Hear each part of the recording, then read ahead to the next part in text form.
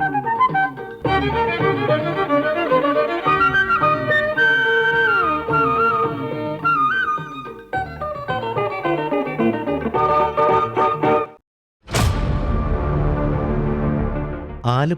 തീരദേശ മേഖലയും കുട്ടനാടിന്റെ അതിജീവനവും ഒരുപോലെ ഉറ്റുനോക്കുന്ന തോട്ടപ്പള്ളി സ്പിൽവേയിലെ മണൽ ഖനനത്തെക്കുറിച്ചുള്ള നിർണായകമായ ഒരു കോടതി വിധിയിലേക്കാണ് ഇന്ന് പ്രഭാതഭേരി ശ്രോതാക്കളുടെ ശ്രദ്ധ തിരിക്കുന്നത്.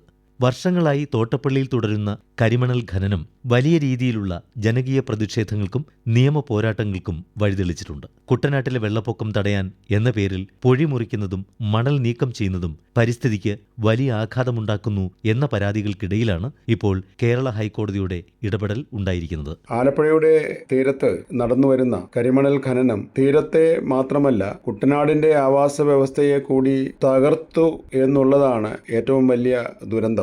കരിമണൽ ഖനന വിരുദ്ധ ഏകോപന സമിതി ചെയർമാൻ സുരേഷ് കുമാർ എസ്. ഒന്നാം പഞ്ചവത്സര പദ്ധതിയുടെ ഭാഗമായി 1954 കമ്മീഷൻ ചെയ്ത തോട്ടപ്പള്ളി സ്പിൽവേയും അതിനോട് ചേർന്നിട്ടുള്ള കനാലും കുട്ടനാട് ഡെവലപ്മെന്റ് സ്കീമിന്റെ ഭാഗമായി നിർമ്മിച്ചതാണ്. ഇത് ഉണ്ടാക്കിയ വർഷം മുതൽ കുട്ടനാട്ടിലെ വെള്ളപ്പൊക്കം ഉണ്ടാകുന്ന അവസരങ്ങളിൽ തോട്ടപ്പള്ളി ബീച്ച് ആളുകൾ സ്വയം മൺവെട്ടിയും തൂമ്പയും കൊണ്ട് വെള്ളം പോകാൻ വേണ്ടി തുറന്നു കൊടുക്കുകയും വെള്ളത്തിന്റെ ശക്തിയിൽ പൊഴിമുഖം കടലിലേക്ക് തുറന്ന് മുഴുവൻ വെള്ളവും ഒഴുകി പോവുകയും അതിനുശേഷം കടൽ തന്നെ മണൽ കൊണ്ടുവന്ന് ഇട്ട് അടയ്ക്കുന്ന പ്രകൃതിദത്തമായ രീതിയായിരുന്നു തോട്ടപ്പള്ളി നിലവിലുണ്ടായിരുന്നത്. പക്ഷേ കഴിഞ്ഞ 5 കൊല്ലത്തെ നിരന്തരമായ ഖനനം എന്ന് പറയുമ്പോൾ വർഷം മുഴുവൻ മണൽ വാരിക്കൊണ്ടു പോവുകയാണ്. ഹെവി ഡ്രഡ്ജറുകളാണ് ഇവിടെ അഴിമുഖത്ത് കൊണ്ട് ഇട്ടിരിക്കുന്നത്. പൊഴിമുഖം എന്ന് പറയുമ്പോൾ ഒരു വലിയ ആവാസ വ്യവസ്ഥയാണ്. മത്സ്യങ്ങളുടെയും ചെമ്മീൻ കുഞ്ഞുങ്ങളുടെയും പ്രജനന കേന്ദ്രമാണ്. വലിയ ഗർത്തങ്ങൾ ഉണ്ടാക്കുകയാണ്. ആ ഗർത്തങ്ങളിൽ വന്ന് വീഴുന്ന കരിമണല് കരയിലേക്ക് എടുക്കുന്നു. വീണ്ടും വീണ്ടും കടല് തിരയടിച്ച് മണൽ വീണ്ടും കൊണ്ട് നിക്ഷേപിക്കുകയാണ് ചെയ്യുന്നത്. ഈ മണല് ഒരു നിയന്ത്രണവുമില്ലാതെ ഇറിഗേഷൻ ഡിപ്പാർട്ട്മെന്റുമായി എഗ്രിമെന്റ് ഒപ്പിടുമ്പോൾ 1,00,000 ക്യൂബിക് മീറ്റർ മണൽ എടുക്കാം എന്ന് എഗ്രിമെന്റ് ഒപ്പിടുകയും 1,00,000 എഗ്രിമെന്റ് എടുത്തിട്ട് 10,00,000 ക്യൂബിക് മീറ്റർ മണൽ ഇവിടുന്ന് കൊണ്ടുപോകുക. ഇവിടുന്ന് പോകുന്ന മണല് പലപ്പോഴും എങ്ങോട്ടാണോ കൊണ്ടുപോകുന്ന ആ സാധനങ്ങളിലൊന്നും ചെല്ലാറില്ല എന്നുള്ളതാണ് ഒരു വസ്തുത. ഇവിടുന്ന് എടുക്കുന്ന മണലും അവിടെ ചെല്ലുന്ന മണലും തമ്മിലുള്ള കണക്ക് പലപ്പോഴും ടാലിയാകാറില്ല. സ്വകാര്യ കമ്പനികളിലേക്ക് പലപ്പോഴും മണൽ ഇവിടുന്ന് പോകാറുണ്ട്. ദുരന്ത നിവാരണത്തിന്റെ മറവില് എല്ലാ നിയമങ്ങളും കാറ്റിൽ പറത്തി.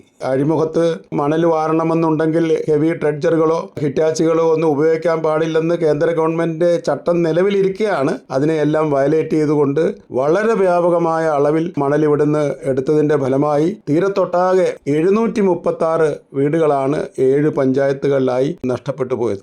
മണൽ ഖനനത്തിന്റെ പാരിസ്ഥിതിക ആഘാതം പഠിക്കാൻ ഒരു വിദഗ്ധ സമിതിയെ നിയോഗിക്കണമെന്നാണ് കോടതി ഉത്തരവിട്ടിരിക്കുന്നത്. Chief justice Nitin Jamdar, justice VM Shyamkumar എന്നിവരടങ്ങിയ ഡിവിഷൻ ബെഞ്ചാണ് ഈ സുപ്രധാന നിർദ്ദേശം നൽകിയത്. 2019 ഇറിഗേഷൻ ഡിപ്പാർട്ട്മെന്റ് ഒരു ഗവൺമെന്റ് ഓർഡർ ഇഷ്യൂ ചെയ്തു. കേരള ഹൈക്കോടതിയിൽ അഭിഭാഷകനായ അഡ്വക്കേറ്റ് ലിജോ സ്റ്റീഫൻ കുട്ടനാട്ടിലെ ഫ്ലഡ് മാനേജ് ചെയ്യുവാൻ വേണ്ടിയാണ് തോട്ടപ്പള്ളി കോസ്റ്റൽ ഏരിയയിലെ അറ്റോമിക് മിനറൽ സാൻഡ് കണ്ടെയ്ൻ ചെയ്യുന്ന അവിടുത്തെ ബീച്ച് സാൻഡ് റിമൂവ് ചെയ്യാൻ ഒരു മൈനിങ് കമ്പനിക്ക് പെർമിഷൻ കൊടുത്തു. ഈ അറ്റോമിക് മിനറൽ സാൻഡ് റിമൂവൽ വഴി തോട്ടപ്പള്ളിയിലെ പുറക്കാട് പഞ്ചായത്തിലെയും ഏകദേശം 450ഓളം വീടുകൾ ഇല്ലാതാകുകയുണ്ടായി. വീടുകളും വസ്തുക്കളും നഷ്ടപ്പെട്ട വ്യക്തികളാണ് കേരള ഹൈക്കോടതിയിൽ റിറ്റ് പെറ്റീഷൻ മുഖേന ഇറിഗേഷൻ ഡിപ്പാർട്ട്മെന്റിന്റെ ഗവൺമെന്റ് ഓർഡർ ചലഞ്ച് ചെയ്തത്. എന്നാൽ ഗവൺമെന്റ് ഇതൊരു ഡിസാസ്റ്റർ മാനേജ്മെന്റിന്റെ ഭാഗമായി ആണ് ഈ തോട്ടപ്പള്ളി സ്പിൽവേയിലെ ബീച്ച് ആൻഡ് റിമൂവ് ചെയ്യുന്നത് എന്ന കാരണത്താൽ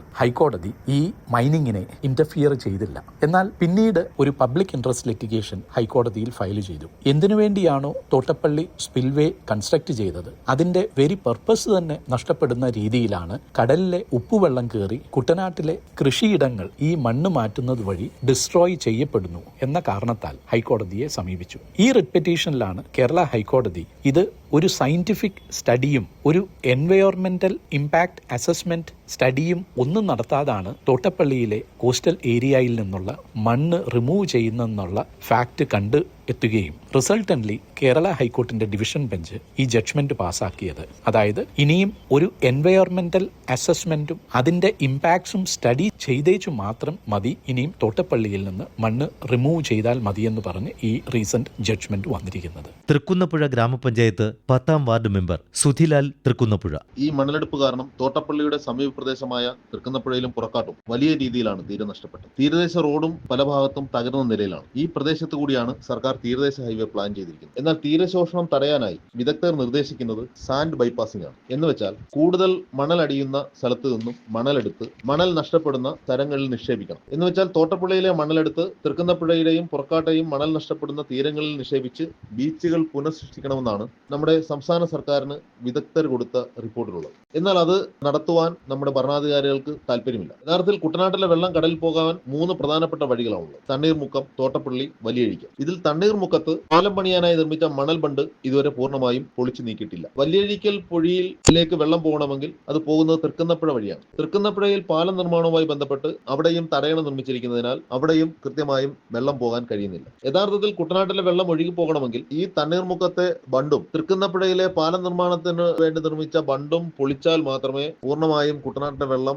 ഇതുവഴി ഒഴുകുകയുള്ളൂ. അപ്പോൾ ഇത് ചെയ്യാതെയാണ് കുട്ടനാട്ടിലെ ജലം ഒഴുകി പോകണമെങ്കിൽ തോട്ടപ്പള്ളി മാത്രമാണ് ഏക മാർഗമെന്ന് പ്രചരിപ്പിച്ചുകൊണ്ട് 6 വർഷമായി തോട്ടപ്പള്ളിയിൽ നിന്ന് മണലെടുത്തുകൊണ്ട് പോകുന്നു. ആലപ്പുഴ പുറക്കാട് സ്വദേശിയും മത്സ്യത്തൊഴിലാളിയുമായ ഷിബു. അശാസ്ത്രീയമായ ഖനനം മൂലം ഞങ്ങളുടെ 700-ലധികം കുടുംബങ്ങൾ തീരശോഷണം മൂലം വീടുകൾ നഷ്ടപ്പെട്ട് ദൂരെയുള്ള പ്രദേശങ്ങളിലേക്ക് പലായനം ചെയ്യപ്പെടുന്ന അവസ്ഥയിലേക്ക് എത്തിക്കൊണ്ടിരിക്കുകയാണ്. തന്മൂലം മത്സ്യബന്ധനം ഞങ്ങൾ തൊഴിൽ നഷ്ടപ്പെട്ട അവസ്ഥയിലാണ് ജീവിക്കുന്നത്. തീരം നഷ്ടപ്പെട്ടത് മൂലം മത്സ്യബന്ധന യാനങ്ങൾ കയറ്റിവെക്കാനോ വലയുൾപ്പെടെയുള്ള മത്സ്യബന്ധന ഉപകരണങ്ങൾ റിപ്പയർ ചെയ്ത് കൊടുക്കുവാനോ സാധിക്കാത്ത അവസ്ഥയിലാണ് ഞങ്ങൾ തീരത്ത് താമസിക്കുന്നത്. തീരത്ത് സ്പൈറൽ യൂണിറ്റ് എന്ന് പറയുന്ന ഒരു ഉപകരണം ഉപയോഗിച്ച് ലോഹമണൽ വേർതിരിക്കുന്ന പ്രക്രിയ കൂടി ചെയ്യുന്നതിനാൽ മത്സ്യ ഉൽപാദനം ഗണ്യമായിട്ട് കുറയുന്ന ഒരവസ്ഥയിലോട്ടാണ് ഈ വിഷദ്രാവകം ചെന്ന് പതിക്കുന്നത് മൂലം സംഭവിച്ചുകൊണ്ടിരിക്കുന്നത്. തോട്ടപ്പള്ളി പൊഴിമുഖത്ത് നിന്നും ഖനനം നടത്തുന്നത് മൂലം ശുദ്ധജലവും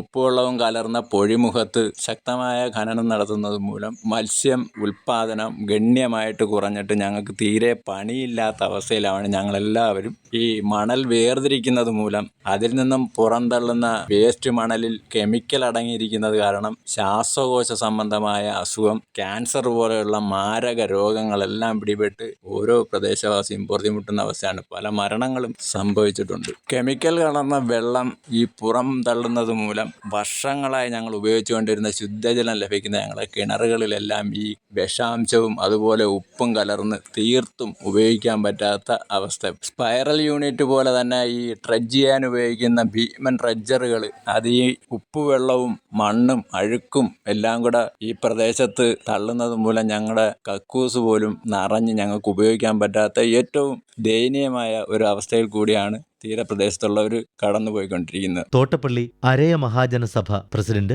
വിപിൻ വിശ്വംഭരൻ. അമ്പലപ്പുഴ, പായൽക്കുളങ്ങര, കരൂര് അങ്ങനെ അവിടം തൊട്ടും പുന്നപ്ര ഭാഗത്തുള്ള വീടുകളും ഭാഗികമായും പൂർണ്ണമായും നഷ്ടപ്പെട്ടുകൊണ്ടിരിക്കുകയാണ്. പൊഴിയുടെ ഒരു പ്രതിഭാസം എന്ന് പറയുന്നത് വെള്ളപ്പൊക്ക സമയത്ത് പൊഴി JCBകൾ കൊണ്ട് മണ്ണ് മാറ്റി സൈഡിലോട്ട് വെച്ച് പൊഴി തുറന്നു വിടുകയും അതുപോലെ തന്നെ പൊഴി തനിയെ കടലിൽ വന്ന് അടയുകയാണ് ചെയ്യുന്നത്. വെള്ളപ്പൊക്കത്തിന്റെ തീരുന്ന സമയത്ത് പൊഴി ഓട്ടോമാറ്റിക്കായിട്ട് അടയുകയാണ് ചെയ്യുന്നത്. ഇതാണ് കഴിഞ്ഞ കാലങ്ങളിൽ ഈ കരിമണൽ ഖനനം നടക്കുന്നതിന് മുമ്പേ നടന്നുകൊണ്ടിരിക്കുന്നത്.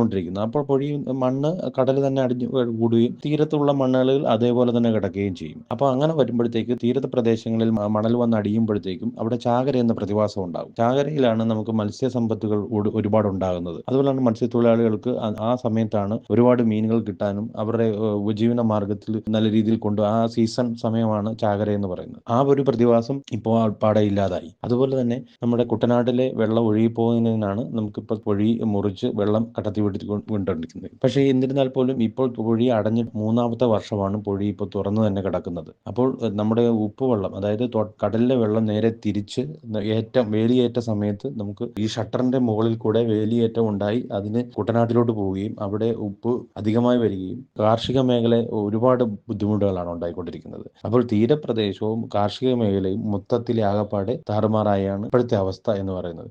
വികസനവും പരിസ്ഥിതി സംരക്ഷണവും തമ്മിലുള്ള സന്തുലിതാവസ്ഥയിലേക്കാണ് തോട്ടപ്പള്ളി പോലുള്ള വിഷയങ്ങൾ വിരൽ ചൂണ്ടുന്നത്.